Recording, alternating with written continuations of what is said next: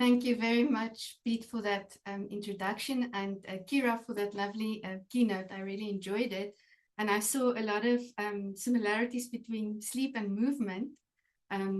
Movement helps for memory as well, and for emotional regulation and pro-social behavior. So I found it very interesting. And I also think that movement can help to, to enhance sleep. But yes, maybe we can discuss that at the round table. So the purpose of this phenomenological study is to describe the meaning that Master of Arts in Positive Psychology students from 3 cohorts ascribe to their lived experiences of Dalcroze-inspired workshops designed to develop character strengths. According to Nimick, character strengths are vital for building relationships, enhancing well-being, and fostering stronger communities. Character strength interventions among adults, such as acknowledging strengths in others, exploring signature strengths, and using strengths in new ways, have been shown to improve well-being. Peterson and Seligman classified character strengths into 6 virtues and 24 associated character strengths. The virtues are wisdom and knowledge, courage, humanity, justice, temperance, and transcendence. By classifying character strengths in this way, Peterson and Seligman have provided the conceptual and empirical tools for understanding lived experiences. I want to invite you to participate in an activity now in the chat. So please read through these character strengths on the screen. What is your most prominent character strength?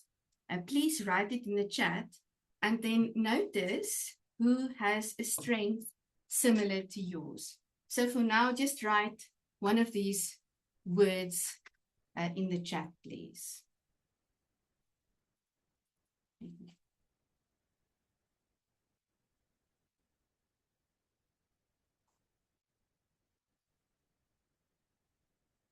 just want to see if I can see the chat.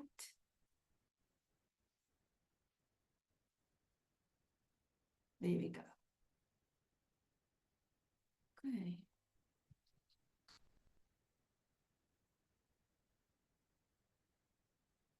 So if you know what your signature strength is, please just write it there. Lovely.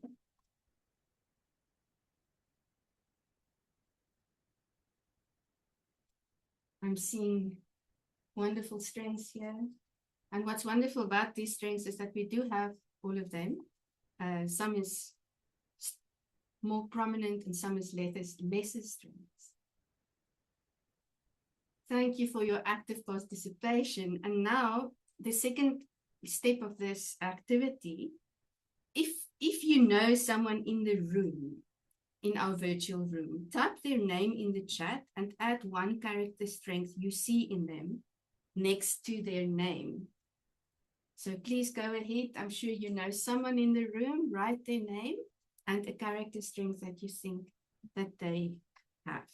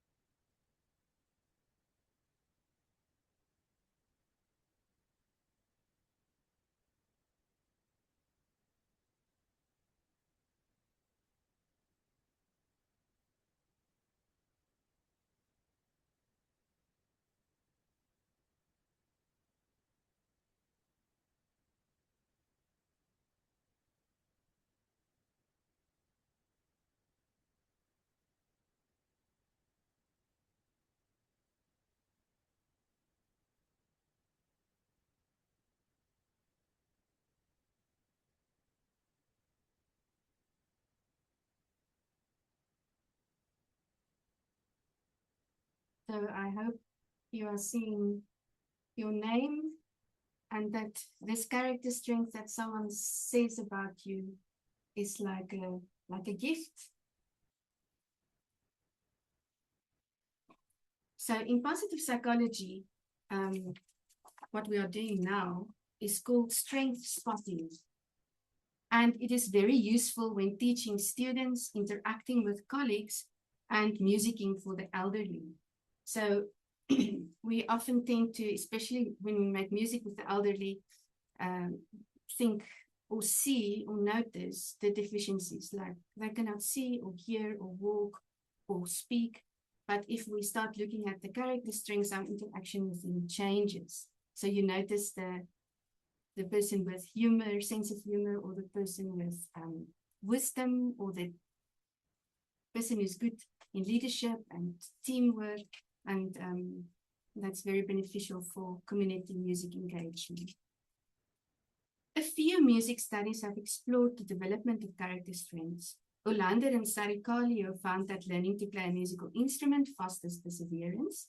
And in a study of young adults in choirs and bands, Ros Morente et al. Found that participation in group music-making activities develops leadership and enhances motivation in young adults, compared to those who do not participate in choirs and bands. However, these studies did not include movement as a means of developing character strengths. In a study on music and movement among teenagers living with special needs, Sutela et al. Found that activities combining music and movement supported the development of agency by enhancing students' decision-making abilities, social interaction, emotional expression, and feelings of being acknowledged by others as capable musicians. In a dance education study, Yeti found that moving to the beat improved young children's self-regulation. However, these studies were not conducted with adults or non-musicians.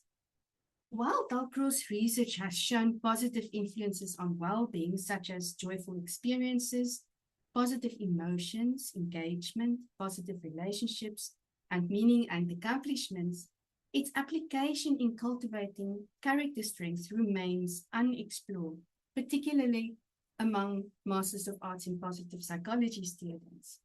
So I have to give you some background. I was doing work in communities where there was a water crisis.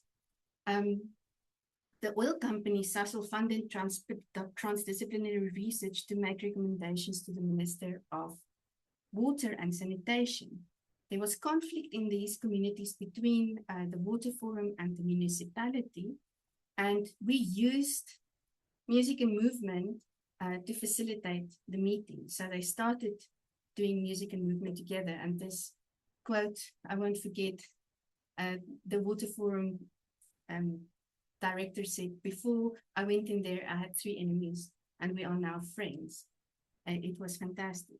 So after our work in these communities in crisis, I was invited to demonstrate this work by conducting similar workshops with the MAP students. So MAP stands for Master of Arts in Positive Psychology. And after facilitating 3 Dalcroze-inspired workshops with 3 different cohorts over a decade, I became interested in their lived experiences and the potential of Dalcroze sessions to develop character strengths in non-musicians within diverse contexts. Therefore, the research question was, what is it like for these students to experience Dalcroze-inspired workshops aimed at character strength development? This study employs a transcendental phenomenological research approach to describe the lived experiences of these students. According to Van Manen, phenomenology involves inductive reflection on experience in a search for meaning that can inform practice. This study will shed light on how we can behave in our relationships with musicians and non-musicians during Dalcroze sessions and in other musicking sessions. Through this research, I will develop my own pathic understanding of the people I work with, enabling me to become more responsive in my embodied music teaching and interaction.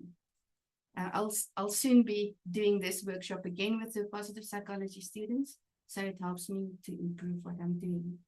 The participants in the workshops were MAP students at Northwest University, and the Basic and Social Sciences Research Ethics Committee gave clearance for the research that we can proceed with it. Data were collected through semi-structured phenomenological interviews via Zoom.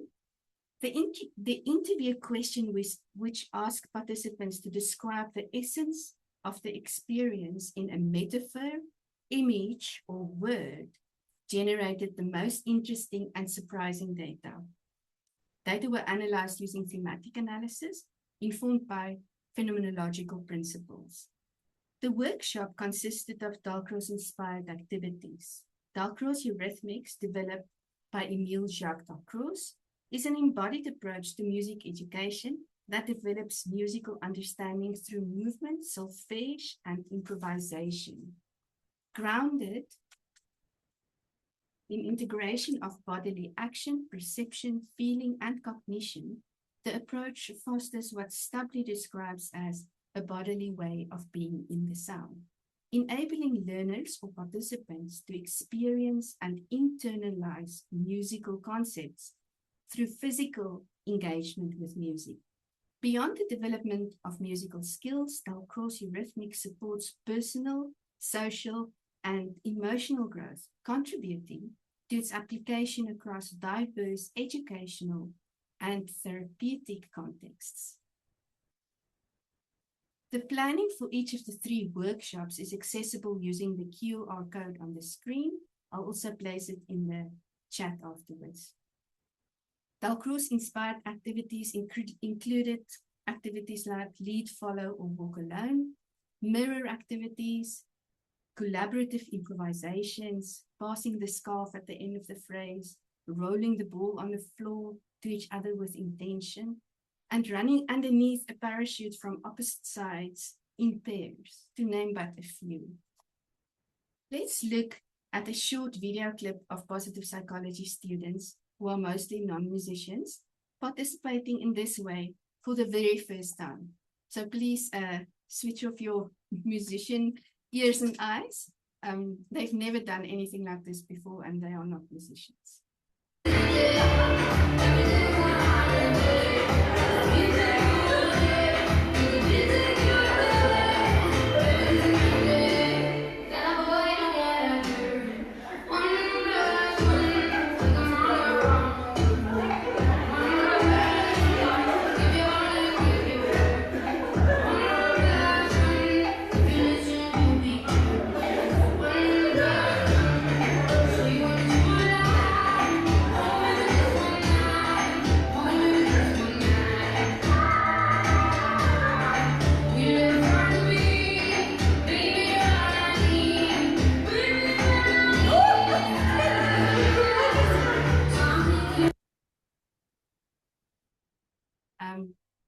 You can hear the laughter in the room, and you can see the joy on their faces. So at the Dalcroze conference in Luxembourg last year, Professor Maria-Lena Juntunen pointed out to me that I should reflect on how my approach influences the participants' experiences and the development of character strengths. I agree with her. When different presenters facilitate Dalcroze activities, the participants have vastly different experiences. In the theory of joyful experiences in Dalcroze Eurythmics, I state that understanding factors that promote or inhibit joy empowers facilitators to create environments conducive to generating such elation. So it is the facilitator who creates the conditions that support character strength development. Therefore, I would like to explain my facilitation approach and my music education philosophy, which influences the participants' experiences.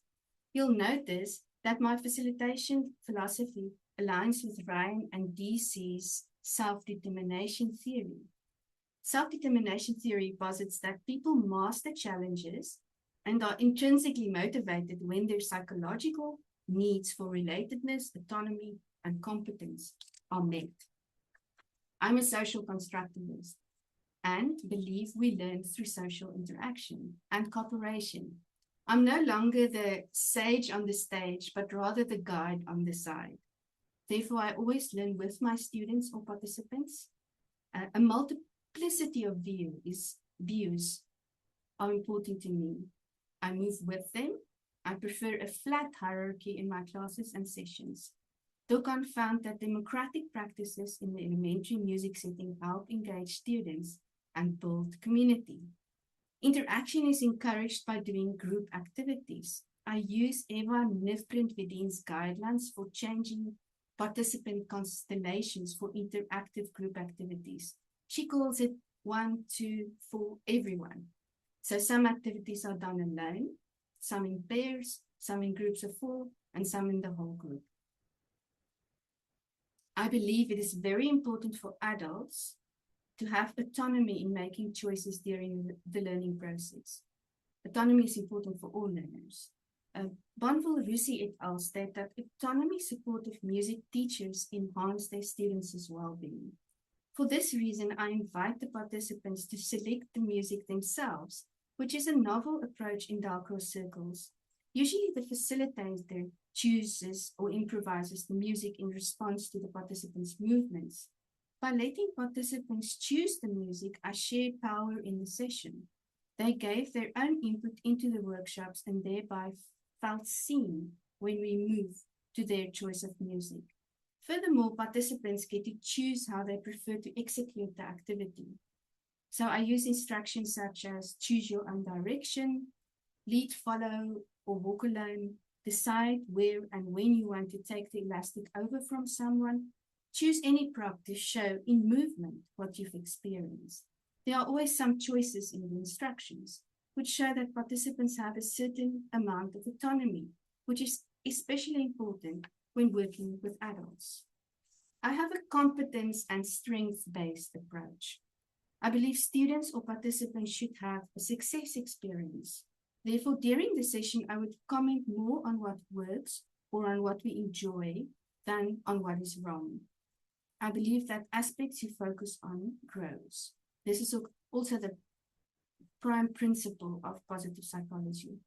If you highlight the features that work and what you expect and what you believe people are capable of, you'll see more of those aspects. Positive emotions broaden perception. I believe we think better when we experience positive emotions such as joy. Similarly, Fredrickson explains that positive emotions broaden perception and build resources. Therefore, I purposefully create a joyful environment by actively engaging participants in interesting, playful, interactive movement activities, since such activities are the precursors for experiencing joy. As a facilitator of interactive musicking sessions, I believe that a good music teacher, music facilitator, or conductor does not talk much. We learn by doing.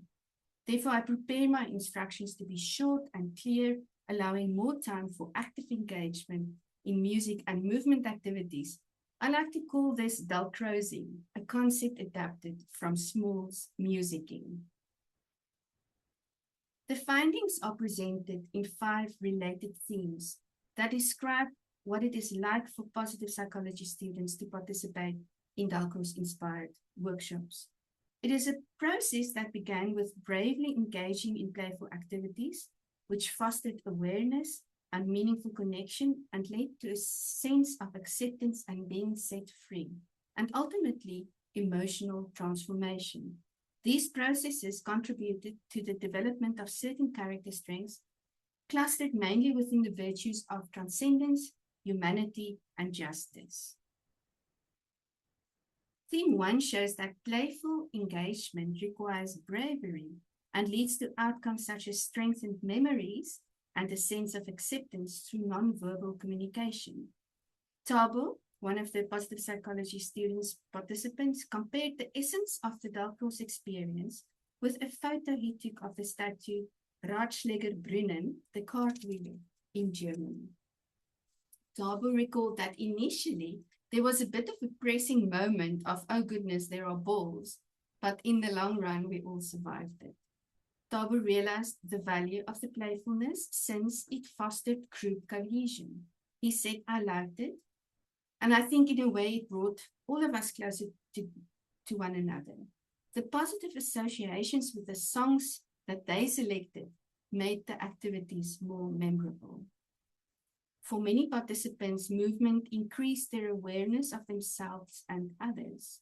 Hadassah used a sensory image to describe the essence of her experience.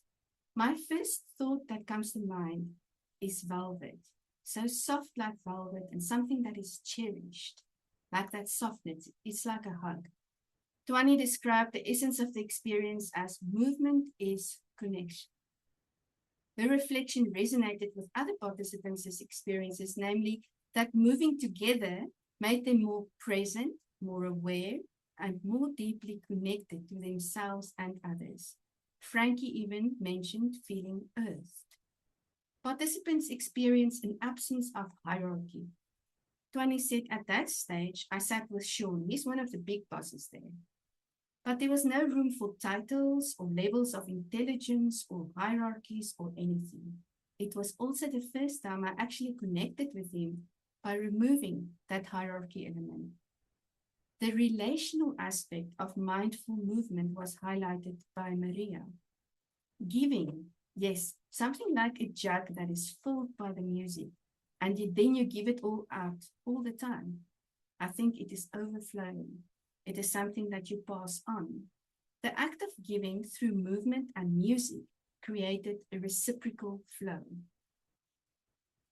Several participants described the Dalcroze-inspired movement workshops as opportunities to let go of self-consciousness and embrace the freedom to just be who you are. Maps offered a striking metaphor to describe this experience. You are almost like in chains. And then the metaphor that comes to me with the whole experience, it's like those chains just being broken. This sense of personal freedom was echoed by Elsie, who expressed a quiet confidence in being able to express herself authentically. I actually felt that I had the freedom to just be. That is how I experienced it. I didn't feel that I must do it this way or that way. For Esther, the workshops offered an escape from everyday pressures, a kind of gentle transportation into a freer, more creative state of being. A metaphor for me would be to be transported, literally like on a cloud, just to another place, a creative place, open place, where you can be free. For some, the experience of movement and music brought about a transformation, which Frankie described as follows. To me, it is like these oak trees in Potchefstroom when it's starting to become autumn. These trees are still full of leaves, but it looks as if the sun is rising behind them. The sun lights up the tree so that it gets another character. For Frankie, the Dalcroze workshop changed her perspective. Frankie spoke of the healing she experienced. So for me, it was more a matter of healing. I may move, I'm being accepted, and I'm allowed to enjoy it. No one is going to tell me I'm not allowed to do it. I walk out of there with a bit more strength. Something inside of you becomes a bit different, and something becomes a bit stronger. Music can do that. It heals a spirit. Participants identified several character strengths in themselves that emerged during these workshops. The 3 strengths participants most noticed were teamwork, humor, and social intelligence. About teamwork, Hadassah said, it wasn't as if it was a me and you. It still felt as if you had formed a team. Maps noticed that such workshops could be used for team building and conflict resolution. I was just thinking then, when you have people who are not necessarily seen eye to eye, and just having this kind of workshop with them, how it can really improve their relationships. Similarly, Esther highlighted that it wasn't about being better than someone else. It's about doing it together. Humor surfaced in moments of surprise and connection. Hadassah recalled, we all had a laugh together. Laughing together made participants more aware of one another. Social intelligence was facilitated through mirror activities by increasing awareness of one's own body, emotions, and self-perception, while fostering a better understanding and connection with others. Tabo said the mirror activities create a type of awareness of how people see you. Other character strengths fostered in the workshops included creativity, love, and zest. The workshop not only revealed character strengths in action, but also shifted how participants saw and used these strengths in their daily lives. The embodied experience helped them realize their capacity to apply these qualities more consciously. Interestingly enough, the following character strengths were not mentioned: humility, love of learning, perseverance, prudence, and just judgment. Future research might explore the reasons behind this. Playfulness in theme 1 is a prominent thread in qualitative Dalcroze research and is an antecedent of joyful experiences in Dalcroze sessions. From Dalcroze research, it is clear that improvisation, collaboration, interaction, and expressiveness often lead to playfulness. In the current study on character strengths, playfulness was meaningful since it helped participants relax and feel welcome. According to Greenhead, playfulness can even give participants confidence in their musical abilities. Playfulness helps us develop a sense of humor as a character strength and can help us transcend difficult circumstances. Awareness and mindfulness in theme 2 are associated with well-being since they predict positive emotions and psychological health and reduce performance anxiety. Garland et al. Argue that mindfulness broadens awareness and supports positive emotion regulation. Often Dalcroze activities promote awareness and mindfulness. In this study of character strengths, there was a relational component to the awareness. Participants became more aware of themselves and others. This accordance of the Dalcroze approach to promote awareness of self and others support the development of interpersonal character strengths and pro-social behavior. Freedom and authenticity in theme 3 are related concepts in Dalcroze research. According to Greenhead, the ability to act authentically depends on freedom to experiment and explore. In other words, the freedom to make decisions develops our authenticity. In Dalcroze sessions, participants have the freedom to choose how they would like to respond, how they would like to move, freedom to experiment, freedom to make artistic choices, freedom of self-expression, and the Dalcroze teacher has pedagogical freedom. According to Peterson and Seligman, freedom predisposes us towards the development of the character strength, bravery. Authenticity, in turn, is associated with the character strength of integrity and honesty. I think it's very meaningful that we can develop bravery and honesty through Dalcroze-inspired workshops. Transformation in theme 4 is often experienced in Dalcroze context in relation to epiphany and synchrony, rhythmic transformation, creativity and autonomy, being in the moment and in the music, as well as cultivating better musical and personal understanding. Transformation in agency and relational and social transformation. In Dalcroze sessions, the body is the site of transformation, and according to Juntunen and Westerlund, this transformation takes place through a holistic engagement of the mind, emotions, and the body. Character strengths in the participants themselves and in others in theme 5 are rarely explicitly discussed in the Dalcroze literature. However, in their book Positive Psychology for Music Professionals, Character Strengths, Mernak and Kirchner describe activities to enhance character strengths in individual musicians, ensembles, choirs, bands, and the music industry, as well as the therapeutic uses of making music.